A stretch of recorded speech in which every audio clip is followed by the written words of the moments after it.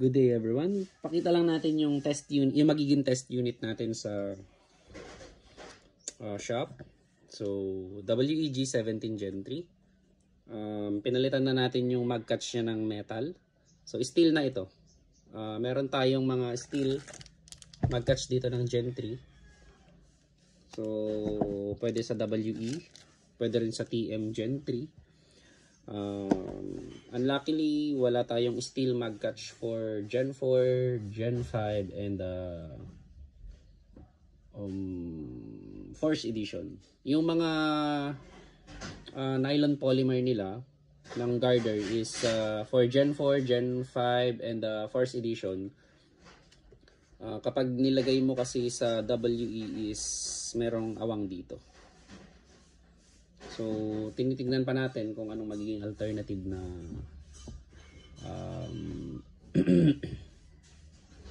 mag catch for WE, Gen 4, Gen 5, and the Force Edition. Pero gumagana pa rin siya. Yun nga lang, magkakaroon ng parang space dito.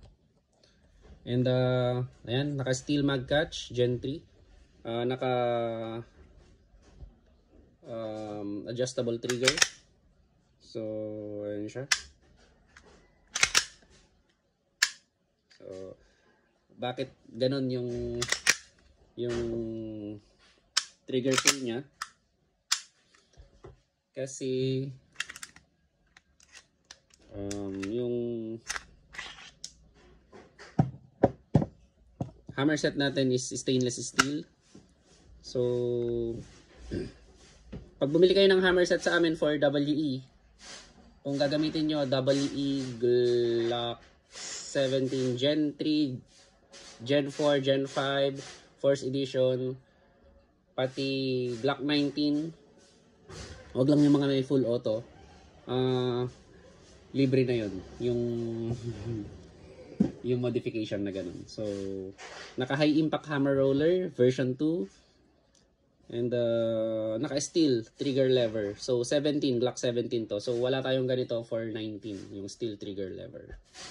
And yun lang naman. And yung fixed barrel niya is ayan, fixed barrel. Naka-fixed barrel. So ito lang yung magiging test unit sa shop. Bagong test unit sa shop. Napakalambot ng trigger pull. Stock ang hammer spring nito. So, kapag gagamitan nyo siya ng hammer spring na ganito, kung ganito ang gagamitin yung hammer spring, mas lalambot pa siya. So, ayan. Ayan ang magiging test unit natin sa shop. So, thank you very much mga sir, mga ma'am.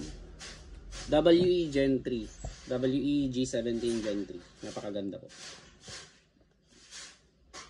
Ang kulang na lang sa setup ko is, of course, meron na tayong stainless steel guide rod with buffer set, meron na tayong inner barrel, meron na tayong half chamber, hindi ko lang nilagay. Ang kulang na lang po na hinihintay namin is yung aftermarket part na upgrade na light blowback housing. So, pag nagkaroon ng light blowback housing ang WE Glock, tamang-tama sa high impact hammer roller.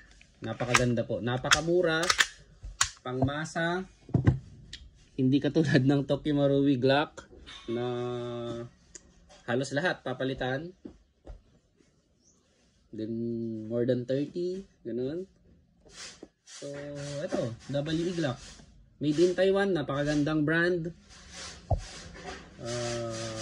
Napaka-practical niya. So very good for airsoft practical shooting, production division, or production optic. So, thank you very much. Again, thank you very much.